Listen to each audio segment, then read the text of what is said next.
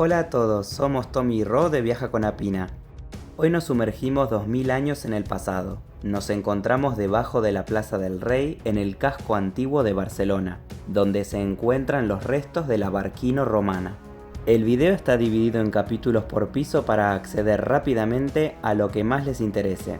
Este recorrido lo comenzamos en el subsuelo del Museo de la Historia de Barcelona. Empezamos en una galería donde nos muestran cómo los propios cimientos del museo actual descansan sobre las construcciones de época romana.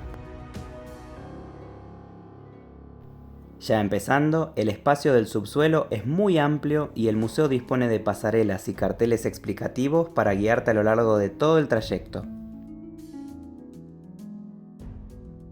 Una de las primeras salas contiene diferentes objetos de la élite y los funcionarios de la Barquino romana, fundada hace más de 2000 años. Vemos esculturas, vestimenta, joyería, decoración de interiores, muebles, documentos, monedas y armas. En una de las paredes de la sala se proyectaba un video animado de la fundación de Barquino, que les dejamos en este video arriba a la derecha. No se lo pierdan.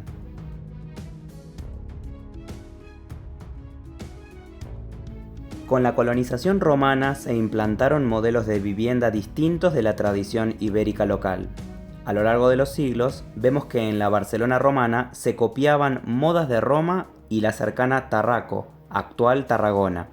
Sabemos que en la Barquino romana había domus, casas de familias acomodadas, pero todavía no se han encontrado viviendas de población humilde que trabajara en el campo y los talleres.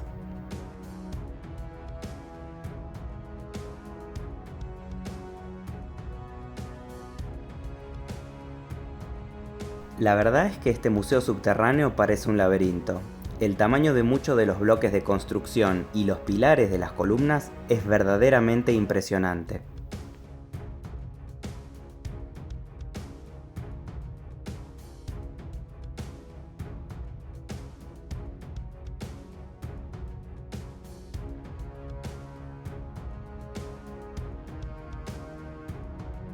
En este sector vemos restos de una serie de construcciones que estaban abiertas a la calle, posiblemente negocios.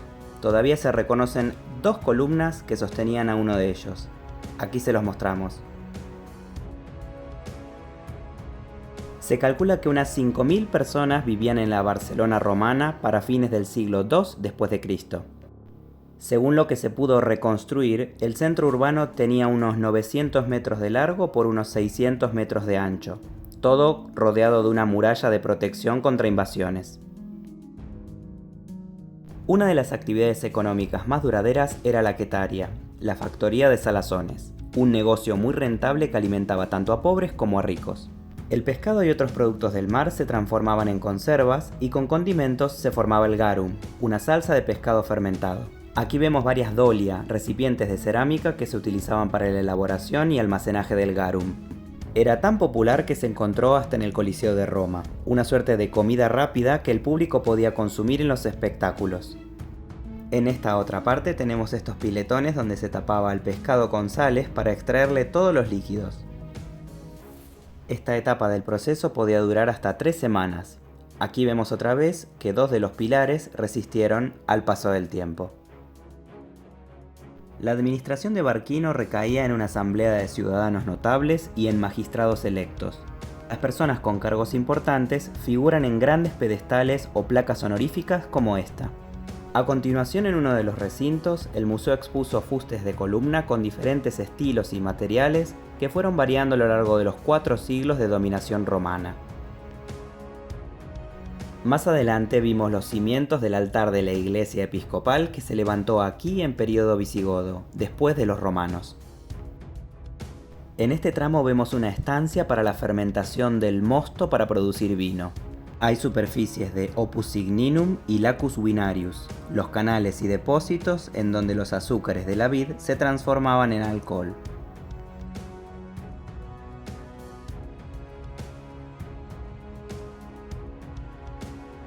Nos encantó la visita porque todo el recorrido estaba muy bien iluminado y contaba con rampas transparentes para poder ver debajo de nuestros pies en todo momento. Más adelante encontramos una quela winaria, esta bodega con más vasijas dolia donde se trataba y envejecía el vino.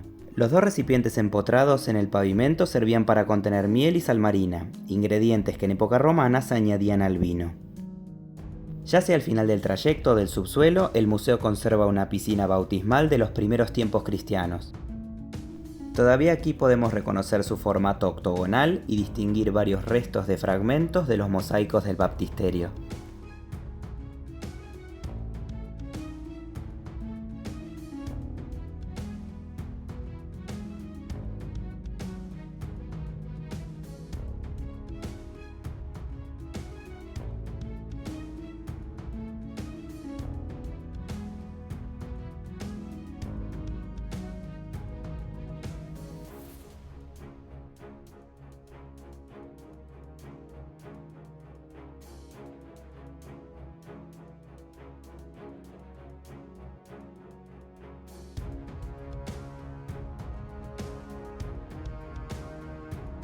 Al igual que en las inmediaciones de la Catedral de Barcelona, aquí también podemos ver cómo se reutilizaron en la Edad Media varias lápidas judías como ladrillo en las construcciones. Más abajo en este mismo punto aparece ante nosotros un mosaico romano del siglo II después de Cristo, con teselas blancas y negras que forman motivos geométricos. Por el inmenso tamaño de esta decoración, se asume que debía pertenecer al peristilo o patio interior de una de las casas más grandes de la ciudad. Subiendo unas escaleras llegamos a la entrada del Palacio Episcopal de inicios de la Edad Media, donde vemos las estructuras de los arcos que formaban la bóveda de cañón que daba acceso a la residencia.